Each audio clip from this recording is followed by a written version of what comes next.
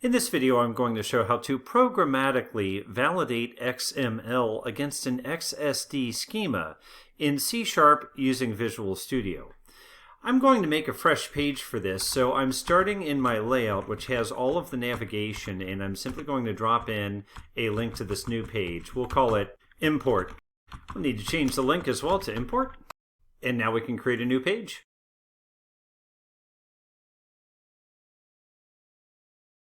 We start with a page here, but remember that this page is actually going to get imported into layout.cshtml, so we don't need to worry about the head section and all that. We can just assume that this is going to be shown within a body section. We simply need a form where a user can upload a document. Recall that there's a series of HTTP methods, and post typically means we're creating something new, where get means we're reading something. This is especially important when we're uploading a binary file or a document, because we have to do that through post, where post uses an environment variable to send all the stuff from the browser to our server, where get's going to put it all in the URL, and we couldn't put a binary file in a URL, like the address bar of your browser. Next, we need to specify that we are going to get mixed data, not just text. We'll likely have a file upload, and we do that with something called enctype. And the proper value for this is multiplart form data. Then we do an open and a close, and we get a form. Now we simply need to have an option to upload a file, which we can do through a normal input tag in HTML input type. Instead of text or anything else, this time we're going to choose file.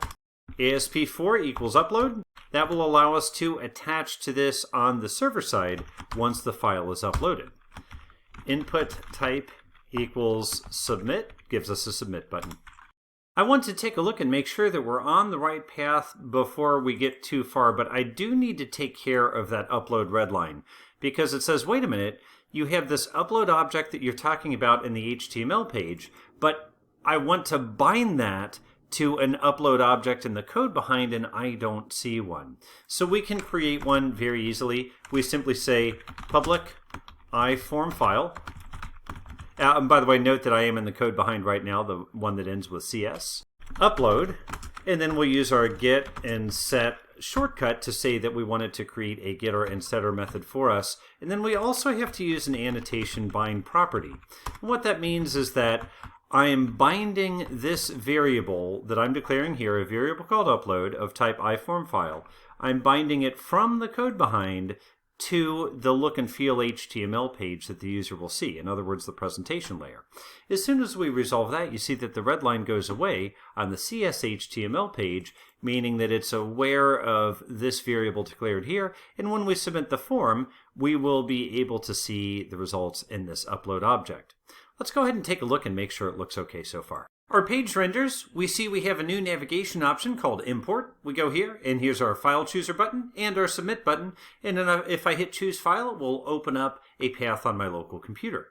You may recall that the onGet method is invoked anytime we access this page with an HTTP GET method. But we also know we're not doing that this time, so we need to make a new method. Public void onPost. This will handle our post request. The nice thing is, inside of this, we're going to have access to this bound upload property. So we can say upload, then take a look. It's going to get several attributes from that iForm file type. So we can say file name and save that to a local variable. Now here's a thought. When we validate the XML, it's going to look for an XSD as well. So we're going to need to make a folder where we can have both the XSD for validation and any incoming XML. Easy enough to make a folder. We simply right-click, choose Add, New Folder. Let's call this Upload. But here's where it gets challenging. I've just added this as part of my project, and it doesn't need to be part of my project. It could be any old folder, but we have to know where the folder lives, and we know that different computers tend to have different directory structures. So we need some way to get the path from root, or in other words, our C drive, all the way down to this upload file that I just made. The good news is there's a way we can get this from something called iWeb Host Environment. And we can get it in kind of an interesting way. We can just ask for it. So to do that, we have to understand what a constructor is. A constructor is a way that we create an object from a class. So you see, this is a class, and as you might recall, a class is like a template, where an object is an actual thing that we can touch, like a physical Ford Escort or a physical Toyota Tacoma, one that has a VIN number, so on and so forth. So to create a constructor, we simply say public, and then the name of the class itself, import model. Inside of this constructor, we can indicate something that we need, like web host environment. And then we give that a variable name. We'll just call it environment with an underscore. Now, a constructor is kind of like a method. So we'll do open, close, curly, and then inside of this, we can assign our environment to a field, or we can even have Visual Studio help us out. I just put my cursor on environment, hold Alt Enter, and then said create and assign field environment. Watch what happens when I press this. You see that it made a variable here on line 14 and it called that environment without an underscore. And then down here on line 18, it took the environment that's getting passed in because we requested it, and it is assigning it to this attribute called environment. Now, why do we have to jump through all those hoops? Well, remember that a parameter variable is only alive within its scope, and I've highlighted the scope when underscore environment is going to be alive. On the other hand, an attribute, or something defined at class level, is available to all methods within the class. We can come down here and say environment.contextRootPath, and that says, how do I get from the C drive all the way down to where I am right now? We can combine this together with a few other things and say path.combine environment.get content root path, which gets us down to our project. And then we can say upload, which is that directory that we just made. And then we can say file name, which is the file name that was passed into us. And you see that we retrieved that on line number 30 above. So that will give us a full path, and we can assign that to a variable. Let's simply save our file equals path.combine. It's giving me a red line on path, so I'll do an Alt Enter, and it says, okay, well, you're trying to use path, but this is in a namespace called system.io. So do you want to add a using statement, or in other words, import system.io, so that we can resolve what path is? I go ahead and click yes, and it says, okay, no problem, and it imports path. Now that it knows what path is, it also knows that I used the wrong casing on that C. Should be uppercase C combined, not lowercase. And at this point, we're good. Now that we have a destination, let's go ahead and save the file to the destination. Remember that using is a keyword that we typically use in C# when we need to open something that needs to be closed, like a file. So we can say var file stream, so stream to a file, equals new file stream, file, and then file mode dot create. Okay, now what does that mean? So file stream, open up a connection so I can start writing something to a file. Where's the location of this file? The first parameter here. How are we going to interact with the file? We're going to assume it doesn't exist and we're going to create it from scratch. So it's not like we're appending to the end, we're creating a brand new file. Now within this, we'll say upload, which remember what upload is, that's our bound property from above. Upload.copy2, file stream. And that just says, okay, take that uploaded file and write it out to this file stream, where the file stream is represented by this path and, of course, the file mode create. Now, this should be an XML-based file, so we can read the XML file into memory using the document object model. For that, we're going to use a class called XML document, just an in-memory representation of our file. Then we'll say doc.load, and then pass in that file reference again. And this time, because we've written to the file locally, we're actually reading from the file locally, which is nice. It means that we've received the file from the user, we've persisted it to disk, and now we're reading it back off of disk. The reason why we want that persist and read operation on disk is what if something goes wrong and the program crashes after the user's uploaded it. As long as we have it written to disk, we know we have a safe recovery point. We've done enough work where we can take a dry run now. We simply want to verify that the file does indeed upload, and it saves to our local directory, and a bonus, maybe we'll even read it into our XML document. So choose upload and submit, And we notice that my breakpoint hits nearly immediately. F10 executes the current line and steps to the next line so we can validate that the file name is plants.xml. As a matter of fact, let me run the Solution Explorer and just confirm that the upload folder is indeed empty at this moment. If all works well, it should be populated with our file in just a few moments. So now we get the full file path, and you can see there C users, UCInt, source, so on and so forth, all the way down to uploads plant.xml.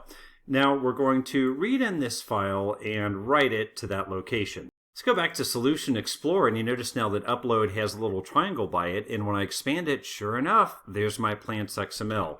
Now we'll read it into an XML document, load the file, and given that there have been no exceptions so far, I'm very hopeful, so I'll go ahead and choose F5, which means thank you, I'm finished debugging. Let's continue with the program. Since the plants.xml file wants to be validated by an XSD here called plants.xsd, I went ahead and added that XSD file to our project.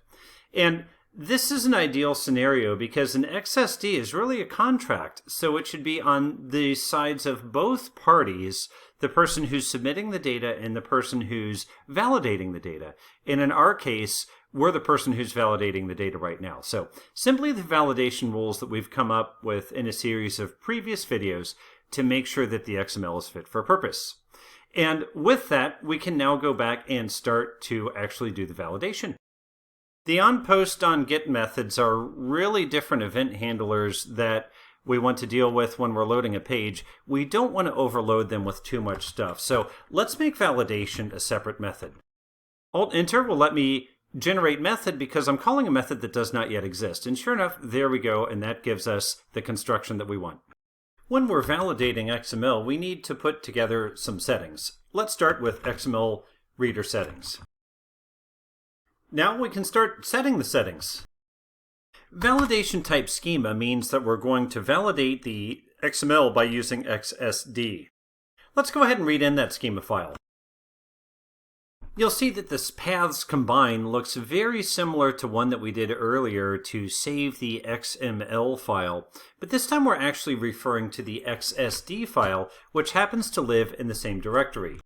Let's save this entire path to a variable so that we can use it later. And now we're going to add a few more settings. First, we simply provided this file that we're going to use to validate our XML. I've added two more settings, and the construction's a little bit tricky, so I want to walk through it. First of all, let's look at the settings that I've added. Process schema location means let's use that schema to validate our XML file. And then report validation warnings means that if there is a warning, we want to know about it. We want to be aware of it and possibly take some action. So we could ignore warnings, we could pay attention to them. Here we're saying we're going to pay attention to them. What's interesting is this operation that you see here, which is a bar or a pipe. It's typically the character above the Enter key on a United States keyboard, and then the equal sign. This is what's called a bitwise operation, which you don't see very often, but this is one case. The case where you're going to see a bitwise operation is if you could have a series of settings that you want to store in a finite location in memory, but there are any combination of settings that you could use, 0, 1, 2, 3, 4, something like that, and you simply want a different unique number that represents those different settings. So a little bit of a tricky thing, but if you're newer to programming or even if you're experienced and you see that pipe equals, that's kind of a confusing construction. Just know that that's how we do it here. That's how we're going to aggregate our settings together. Just a few more steps that we need to take now. We have kind of a cart before the horse or chicken and the egg issue here, which is there are a bunch of things that we need separately and then we're going to tie them all together. Let's start by making a method that will be called if something goes wrong with the validation. So this is a flexible method that could be used on several different JSON parsers. So it's telling us, okay, who called us and then what went wrong. And the what went wrong is in this validation event args variable. So we can say throw, we can do a couple things. Tell you what we'll start with is just a variable that is an attribute. We'll make it a string called result. Now, down in our validation event handler, I'm going to say result. We'll simply update the result to say that validation failed. We're not finished with this method because we have to remember that we want to throw an exception. But the trick is we don't know what an exception is yet. I encourage you to hold that thought. So we have our validation. Now we need to tell our XML validator up here, if something goes wrong, call this method. So with that, it's another settings. Once again, a kind of interesting construction here. First of all, we are taking this property, this setting called ValidationEventHandler. Notice we're doing a plus equals, which means add this to a list of any other validation event handlers that already might have been configured. And at this point, I haven't configured any others, so that should be the only one. Now, if we take a look on the right side, this is really tricky unless you really focus and see what's going on. Validation event handler, which we have attached to this, which is essentially our current context, our current object, in other words, that's actually a pointer down to this method that we just created. So what we're saying here is take that method and invoke that method as one of the validation event handlers if something goes wrong with this XML parse. So if you're beginning and even intermediate in programming, that concept wouldn't make sense and I wouldn't expect it to. But I do want to give a bit of background if you're looking at that and saying, what in the world is going on here? If it doesn't make sense, just consider this boilerplate something that we have to do. If it does make sense, great. Now, the next thing that we need to do is actually read the file, and that's when the parse happens. So we'll start with an XML reader. We'll pass to it the file that we're going to parse, and also the settings that we want to use to parse it. And then we'll put this in a while loop. This is a bit of an interesting construction and something that I normally would not do. But we simply need an empty while loop because it's going to read one line at a time. It's empty because we don't need to do any operation as it's reading. We simply want to read it one line at a time so that we can work it through validation. As long as we get to line 69, let's say that we're good because we've read the file. There is one stipulation to that we're going to find in just a moment where the file can be wrong and we'll get here, but we will fix that in just a moment. So view data, let's say result, and then we'll say validation passed. As a matter of fact, let's go back. Now let's also place this down here in the validation event handler and say validation failed. And then we can go to the look and feel page and we can access this variable. So var result equals view data result means that we can get that information from the code behind and store it into a variable local to this page called result. Now above our form, let's say P, we'll paragraph tag, XML validation, and then @ result, and that will print out the details of the result. Did we pass or did we fail? Let's go ahead and call this import specimen data. I think we're in good shape now, so let's go ahead and debug. Let's start with the file we believe to be valid. So we'll start with our plants XML and submit. Visual Studio lights up orange on my start bar to indicate that the debugger is engaged. And let's remember the important keys that we have in the debugger. F10, execute this line, move to the next. F11, if I'm on a method call, walk into that method call. F5, continue with the program, or at least continue until you find the next breakpoint. So right now we see that line number 34 is lit up in kind of a yellow color, which means it's the active line. When I choose F10, I go to the next line, and it puts together the path where it's going to save this file. No big surprise, it's the same path that we've seen before. So I F10 over, and we write to that file, and now we're going to go ahead and read in this document using the DOM syntax, or the DOM process rather, where we read it in as a tree. So F10, F10 to load the file. Now we've loaded the file into memory and now we can validate it. Now remember what I said just a moment ago, the three magic keys that we have, F10, F11, and F5. We're on a method call now and we want to see what's going to happen in that method. So we do not want to press F10, we want to press F11. F11 takes us into the method. And here we can see it's going to start setting up our validation type and the other validation settings that we just put together earlier. Now it's going to read the file, And you see, as I F10 over this, as long as it continues within this loop, but doesn't hit the validation event handler, we're in good shape. And I went ahead and set a breakpoint on that validation event handler, so in case I go too fast or in case I choose F5, we will eventually get there. You see I'm hitting F10 somewhat rapidly now, and it continues to iterate over this loop. And so far it's not gone to the validation event handler. I'm fairly comfortable I can choose F5, and the program will continue. As a matter of fact, if we take a look back on our page, we see, sure enough, the validation passed. Now let's consider the case of an XML document that will fail because it doesn't meet the validation criteria. I've made this file plants125xml, and I've added a new element at the top called foo. And if we take a look at our XSD, we'll notice that it doesn't have any allocation for foo. It simply says, okay, plant, genus, species, cultivar, common name, so on and so forth. So I've essentially created an element that should not exist in this document, and thus the validation should fail. Let's watch. Plants125 and open and submit. And Visual Studio lights up as we would expect. I'll quickly F10 over the parts that we've already seen. No surprise there. And now we'll go to validate, and I'll press F11 so we can step into that. We do our validation settings. Now here's the important part.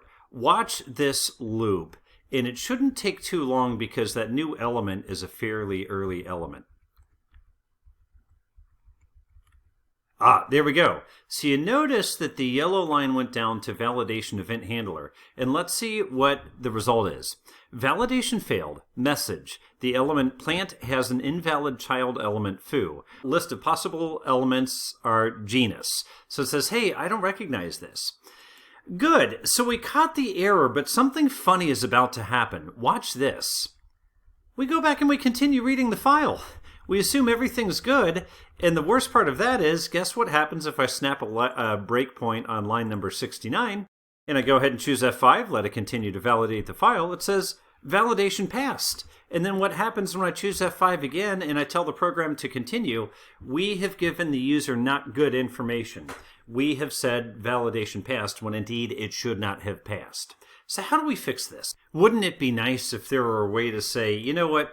Once validation fails, I don't need to keep processing because I already know this is an invalid file, and trying to validate the rest of it would be fruitless. It's invalid. Well, sure enough, there is. What we can do is throw an exception, and that essentially says, stop the program now, try to fix it if we can, if not, report back the error. So in our validation event handler, throw new exception. This simply terminates this method and goes back to the method that calls us, which is the method up above, this one right up here. So throw new exception, validation failed. Now since throwing an exception, we'll go back to the method that called us and let that know an exception happened. We have to handle the exception up here, the area that I've highlighted now, because effectively this is what's calling the validation event handler, and this is what will get notified if an exception happens.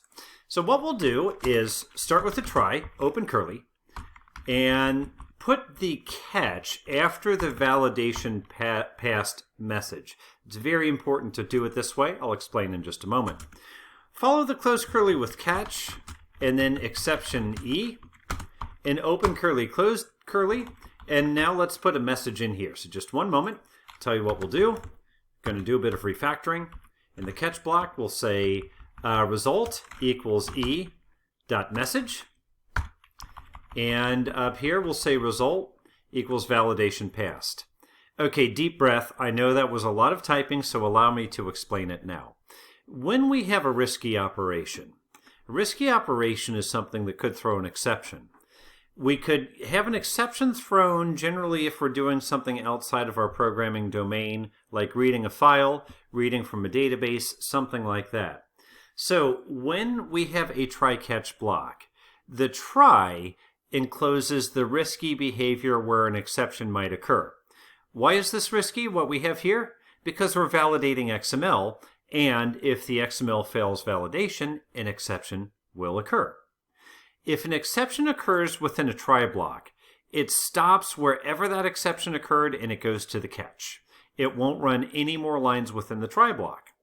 So you see there's a nice little trick there. By the time we get to line 71, this line has run completely.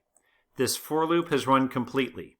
And if we got to line 71, this while loop ran completely without having a validation error. So it's safe to assume at line 71 that everything is okay, and we can say validation passed.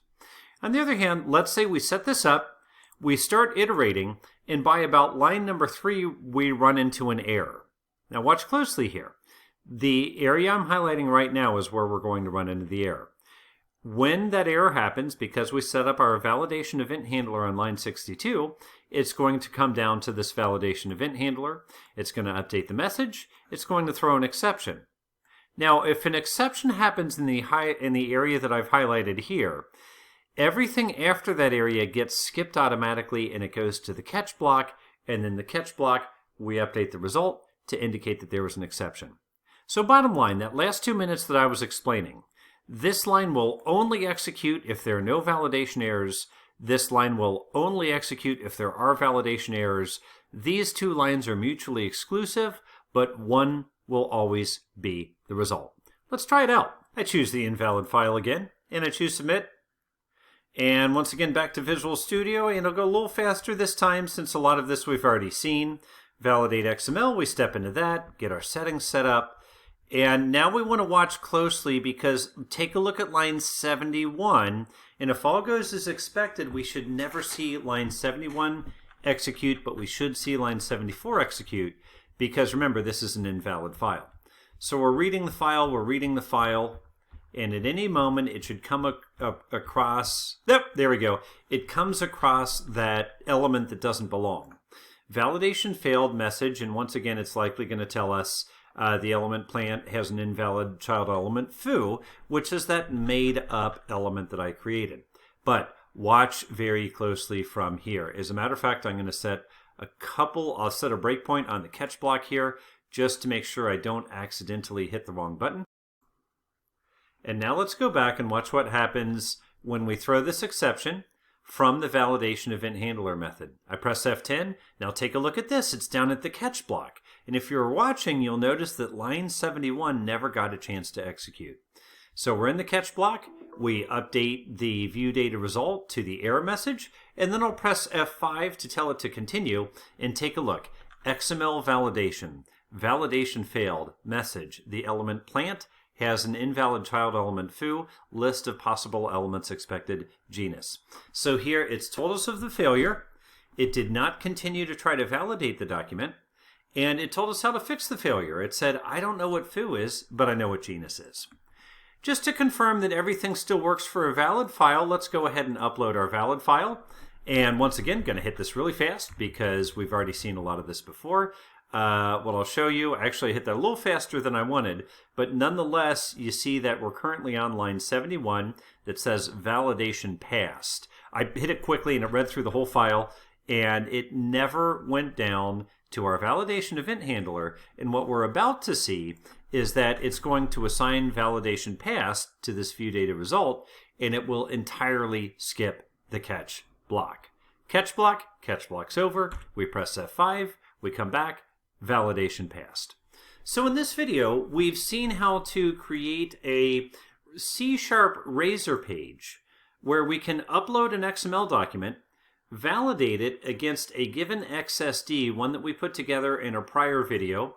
So lots of different rules there, but you can find it on GitHub. And then we've seen how we can creatively use exceptions to determine if validation failed and show one message if the validation failed and a different message if the validation passed. I'll share this project on GitHub and I will put a link in the comments. As always, I hope this video was helpful and I look forward to reading your comments. Thank you.